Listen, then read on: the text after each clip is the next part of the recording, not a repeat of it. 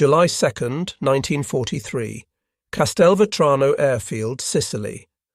The Fokker-Wulf 190's pilot never saw the P-40 Warhawk diving from above until machine gun fire tore through his fuselage, sending his aircraft spiralling toward the Sicilian countryside below. First Lieutenant Charles B. Hall, a 22-year-old from Brazil, Indiana, had just recorded what German Luftwaffe commanders believed impossible. A black pilot had shot down one of their elite fighter aircraft.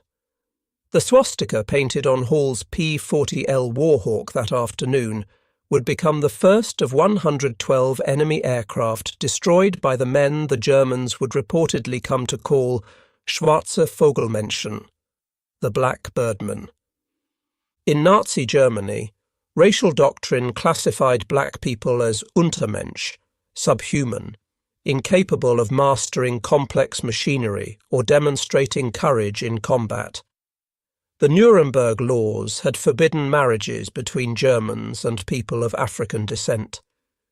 Yet here, above the Mediterranean skies, that ideology was about to collide catastrophically with reality, as 992 trained pilots from Tuskegee, Alabama, would systematically demolish both German aircraft and German assumptions about racial superiority.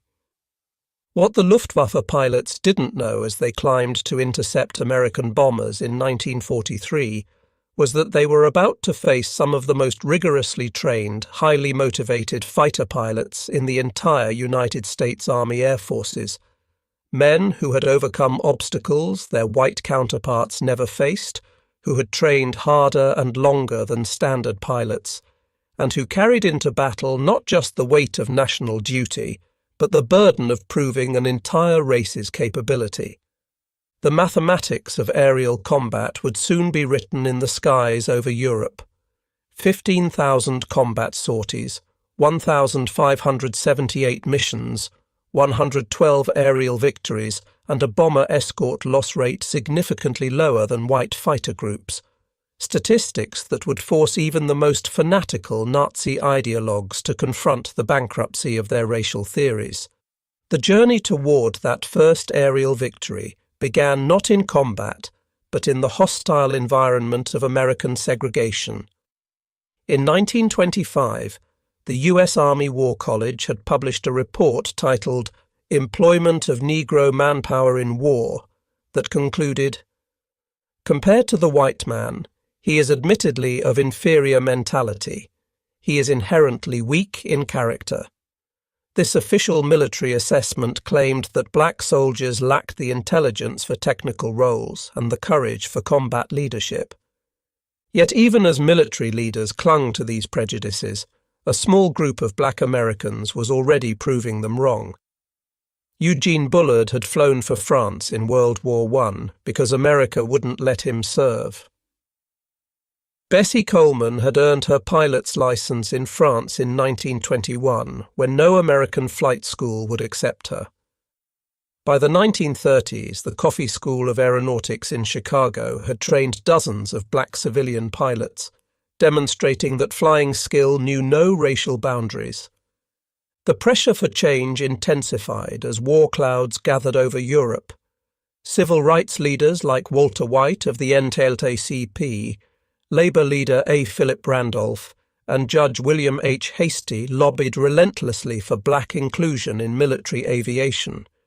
Black newspapers, the Chicago Defender, the Pittsburgh Courier, the Baltimore Afro-American, hammered the Roosevelt administration with a simple question: how could America fight for democracy abroad while denying it at home? On April 3, 1939, Public Law 18 finally cracked open the door. Senator Harry H. Schwartz had inserted an amendment requiring the civilian pilot training program to include one or more schools designated by the Civil Aeronautics Authority for the training of any Negro air pilot. It was a grudging concession wrapped in segregation, but it was a beginning. When Franklin Roosevelt ran for an unprecedented third term in 1940, he needed black votes in key northern cities. On January 16, 1941, Secretary of War Henry L. Stimson announced the formation of the 99th Pursuit Squadron, an all-black flying unit. The announcement came with a caveat that revealed the military's expectations. This would be an experiment to test whether blacks could be trained as combat pilots. Captain Benjamin O. Davis, Jr. understood the weight of command when he led 26 pilots of the 99th Fighter Squadron to North Africa in April 1943. The son of America's first black general, Davis had endured 4 years of silent treatment at West Point, where no white cadet would speak to him outside of official duties. Now he commanded men who carried not just their own hopes, but the aspirations of 13 million black Americans. The 99th arrived at Farjuna, Tunisia, attached to the 33rd Fighter Group under Colonel William W. Momia, a commander who made no secret of his skepticism about black pilots. Momia assigned them patrol missions over the Mediterranean, keeping them away from the real action. He wanted them to fail, and when they didn't immediately excel, he had his excuse. The morning of June 2, 1943, marked their first combat mission, an attack on the Italian-held island of Pantelleria. As their worn P-40 Warhawks climbed toward their targets, German fighters suddenly appeared. The Tuskegee pilots held formation, protecting their bombers. No aircraft were lost on either side, but the Germans had learned their first lesson. These pilots wouldn't break under pressure. But it was July 2, 1943, that changed everything. Charles Hall was flying his 8th mission, escorting B-25 Mitchell bombers attacking Castelvetrano airfield in Sicily. 2 Focke-Wulf 190s bore down on the bomber formation. Hall later testified, "I saw 2 Focke-Wulfs following the bombers just after the bombs were dropped. I headed for the space between the fighters and bombers and managed to turn inside the Jerrys. I fired a long burst and saw my tracers penetrate the second aircraft. He was turning to the left, but suddenly fell off and headed straight into the ground." When Hall landed, the entire base erupted. Black ground crews, who had endured months of insults from white personnel, finally had their answer to every slight. Hall's victory was the first aerial kill by a black American pilot in U.S. military history. By January 1944, the 99th Fighter Squadron had been in combat for 7 months, but Colonel Momier had filed a devastating report claiming they lacked aggressiveness and recommending their removal from combat. The report reached General Henry Hap Arnold, who prepared to shut down the experiment. Then came Anzio. On January 27, 1944, the Luftwaffe launched massive raids on Allied forces at the Anzio beachhead. 15 pilots of the 99th, flying obsolete P-40s, encountered superior Focke-Wulf 190s over the battlefield. What followed would silence the critics forever. The 99th shot down multiple enemy aircraft. Sources vary between 8 and 13 kills over 2 days. Captain Charles Hall claimed 2 more victories, bringing his total to 3. In 2 days, flying inferior equipment, they had destroyed more enemy aircraft than they had in their previous 7 months of combat. The War Department launched a study comparing the 99th with other P-40 squadrons and concluded they were performing just as well as white units. The success at Anzio proved black pilots could excel in combat when given the opportunity. In May 1944, the 332nd Fighter Group, combining the 99th, 100th, 301st and 302nd Fighter Squadrons, received orders that would transform them from outcasts to legends. They would join the 15th Air Force as bomber escorts, flying the long, dangerous missions deep into Nazi Germany. Colonel Benjamin Davis gathered his pilots at Ramitelli Airfield on Italy's Adriatic coast. "We cannot afford to lose bombers," he told them. "Our job is not to be aces. Our job is to bring those bombers home." This directive would define their combat philosophy: stay with the bombers, no matter what. In June 1944, General Nathan Twining ordered a systematic marking system for fighter groups. Each would receive distinctive colours for instant identification. The 332nd was assigned red, not just red noses or red bands, but entire tail sections painted crimson. The P-51 Mustangs, with their red tails, red propeller spinners, and red nosebands, became instantly recognisable. The first bomber crews to receive red tail escorts didn't know their protectors were black. They only knew that these fighters stayed close, never abandoning them for easy kills. Word spread through the bomber groups: request the red tails if you can get them.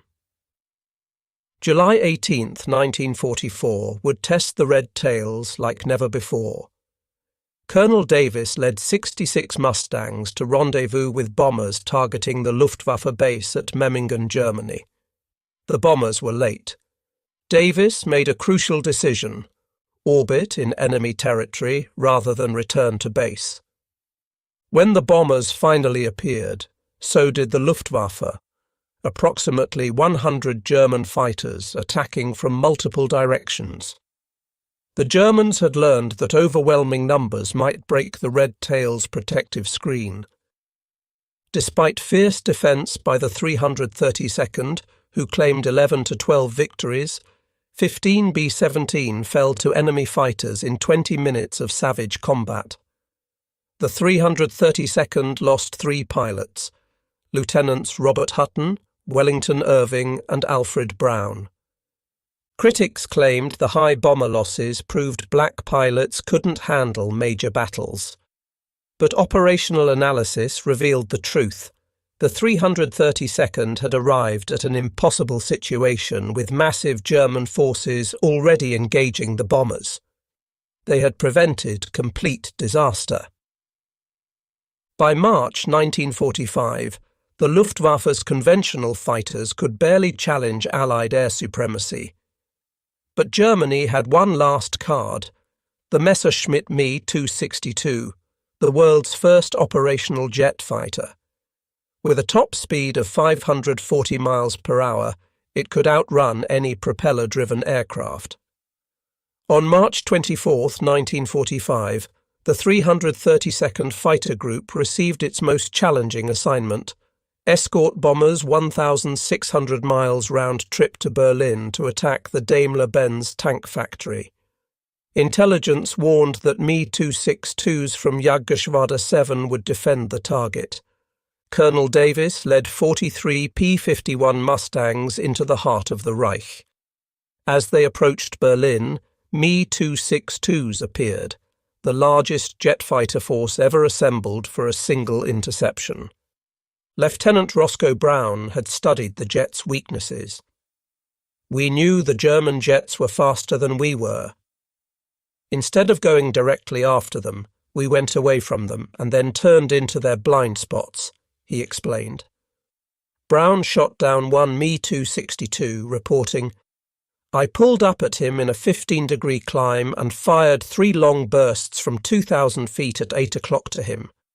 Almost immediately, the pilot bailed out from about 24,500 feet." Lieutenant Earl Lane performed what many considered impossible, shooting down a Me-262 with a 2,000-yard deflection shot using the new K-14 computing gun sight. Lieutenant Charles Brantley claimed the third jet victory that day. The destruction of 3 Me-262s in a single engagement represented more jets than most fighter groups would destroy in the entire war. The Red Tails had just exceeded the total of all previous American Me-262 kills in one afternoon. The 332nd Fighter Group earned a distinguished unit citation for this mission.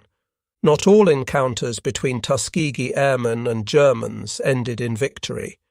32 pilots became prisoners of war, and their experiences revealed complex interactions between Nazi ideology and military reality. Lieutenant Alexander Jefferson was shot down on August 12, 1944, during his 19th mission. His P-51 took flak over southern France while strafing radar installations. At his interrogation, the German officer had extensive intelligence about the 332nd Fighter Group. The interrogator had information about Ramitelli Airfield, about our squadron commanders, even details about my parents' home in Detroit, Jefferson recalled. He knew my father was a teacher and my mother's maiden name. Their intelligence was frighteningly thorough. Inside Stalag Luft 3, Jefferson found himself treated like any other American officer. White POWs from bomber crews often approached him with gratitude for red tail protection. These interactions, impossible in segregated America, occurred naturally in German prison camps. The irony wasn't lost on Jefferson. Here I was in a Nazi POW camp, being treated more equally by white Americans than I would be back home. When the war ended and Jefferson returned to the United States, he was immediately segregated at the disembarkation point. While German pilots reportedly acknowledged the Red Tail's skill with the nickname Schwarze Vogelmännchen, American bomber crews became their most vocal champions. These men, who faced death on every mission, cared nothing about race, only survival. Bomber crews developed their own mythology about the Red Tails. Stories spread about their distinctive flying style, the way they waggled their wings in greeting, their tight formations, their refusal to abandon damaged bombers. Red Tail Angels became the bomber crew's name for them. The statistics supported the bomber crew's preferences. Research by Air Force historian Dr. Daniel Hallman revealed that bombers under 332nd Fighter Group escort lost only 27 aircraft to enemy fighters, compared to an average of 46 for other P-51 groups of the 15th Air Force. This superior protection rate occurred despite the Red Tails flying some of the longest and most dangerous missions of the war. By war's end, the Tuskegee Airmen had compiled a combat record that demolished every pre-war assumption about black military capability. Combat operations: 1,578 combat missions flown, 15,000 plus individual sorties completed, 179 bomber escort missions, 311 missions for the 15th Air Force, enemy aircraft destroyed, 112 enemy aircraft destroyed in aerial combat, 150 enemy aircraft destroyed on the ground, 3 Me-262 jet fighters shot down on March 24, 1945. Ground targets destroyed: 950 railcars, trucks and motor vehicles, 254 locomotive engines. TA-22, former Italian destroyer Giuseppe Missori, damaged beyond repair on June 25, 1944. Protection record: 27 bombers lost to enemy fighters, versus 46 average for other groups. Superior protection rate maintained across 179 escort missions. Individual achievements: Lee Archer, 4 confirmed victories. Joseph Ellsbury, 4 victories, including 3 FW-19s on July 12, 1944. Edward Toppins, 4 victories. Clarence Lester, 3 kills in 1 mission, July 18, 1944.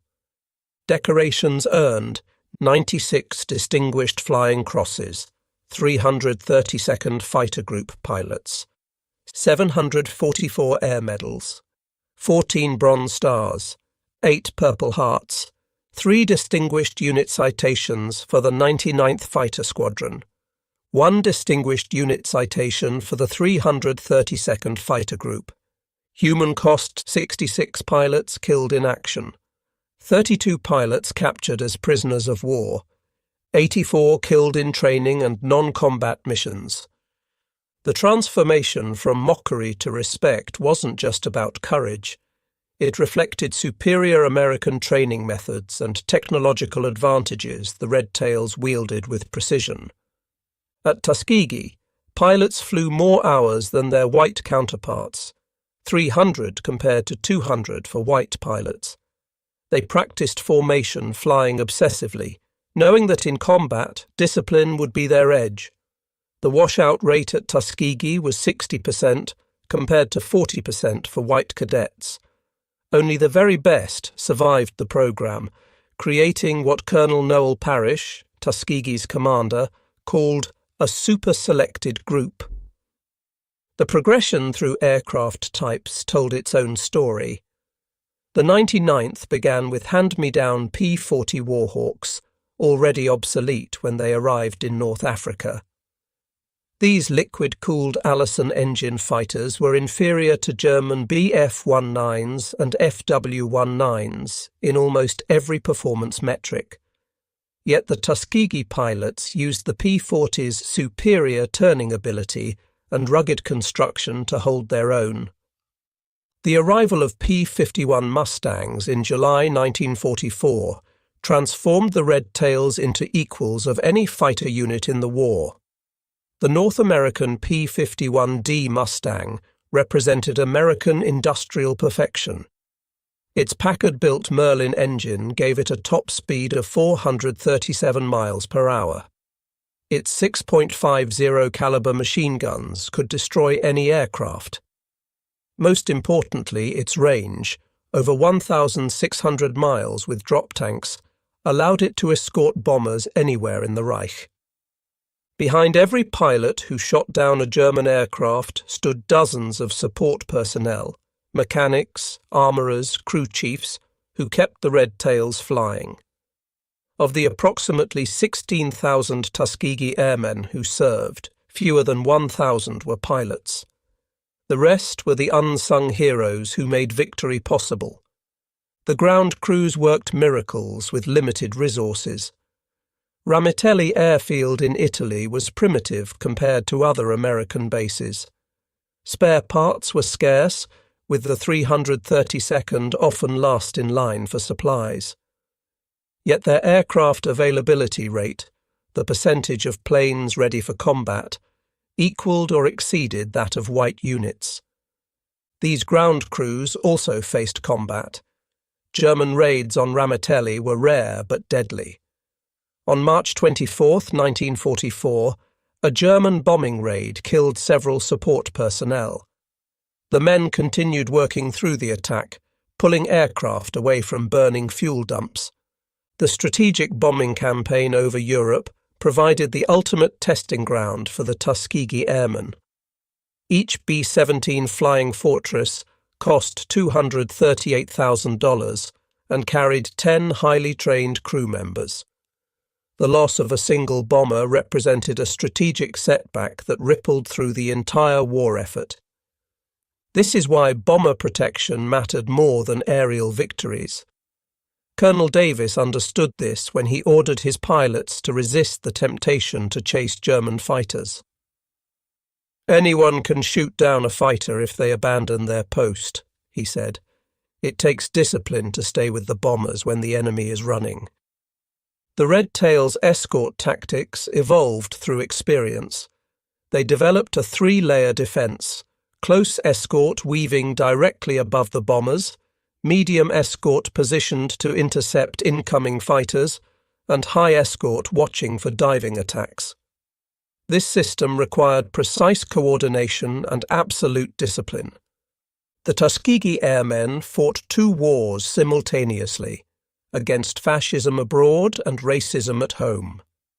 Their combat record challenged both Nazi racial ideology and American segregation, proving that excellence in aerial combat transcended racial categorization.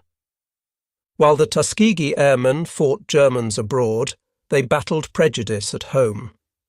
Their victories over the Luftwaffe made headlines in black newspapers, but were often minimized or ignored by the mainstream press. The Pittsburgh Courier's Double V campaign, Victory Against Fascism Abroad and Racism at Home, used the Tuskegee Airmen as prime examples. The contrast with German awareness was stark. By 1945, the Luftwaffe reportedly knew exactly who flew the red-tailed Mustangs, calling them Schwarze Vogelmenschen. Meanwhile, many white Americans didn't know black pilots existed. This ignorance was deliberate. The War Department rarely publicized the Tuskegee Airmen's successes. Victory in Europe brought not celebration, but uncertainty for the Tuskegee Airmen. While white units prepared for victory parades, the 332nd faced questions about their future. The Army Air Forces planned to maintain segregation despite combat evidence of its absurdity. For decades after World War II, the achievements of the Tuskegee Airmen remained largely unknown to mainstream America. Individual pilots struggled with this erasure. Lee Archer, with his 4 victories, worked as an executive but rarely spoke about his war record. "Nobody believed me anyway," he said. "A black fighter pilot? Must be lying." In 1948, President Harry Truman signed Executive Order 9981, integrating the U.S. military, a decision influenced by the Tuskegee Airmen's combat performance. Benjamin Davis, who had led the Red Tails over Berlin, became the Air Force's first black general in 1954. Recognition came slowly. In 2007, President George W. Bush awarded the Congressional Gold Medal to the Tuskegee Airmen. Only 300 of the original pilots survived to attend. Many had waited over 60 years for national recognition. The transformation from mockery to respect wasn't mythology, but documented fact. The numbers remain irrefutable. 112 aerial victories against the Luftwaffe. 3 Me-262 jet fighters destroyed in one mission. 150 enemy aircraft destroyed on the ground.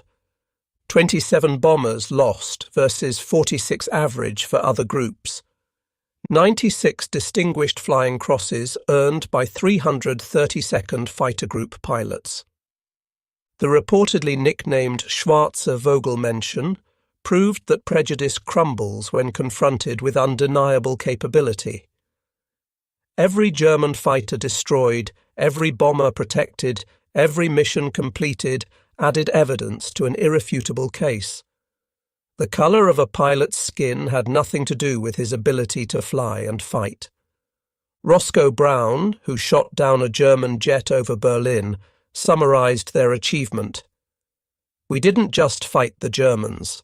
We fought ignorance, prejudice and hatred, and we won all 3 battles." The Tuskegee Airmen hadn't just won battles, they had changed history. They fought 3 wars simultaneously and won them all, defeating the Luftwaffe in combat, challenging Nazi racial ideology through performance, and eventually helping demolish American segregation through undeniable excellence. When given the opportunity, the Tuskegee Airmen soared, transforming mockery into respect, prejudice into acceptance, and enemies into witnesses of their extraordinary achievement.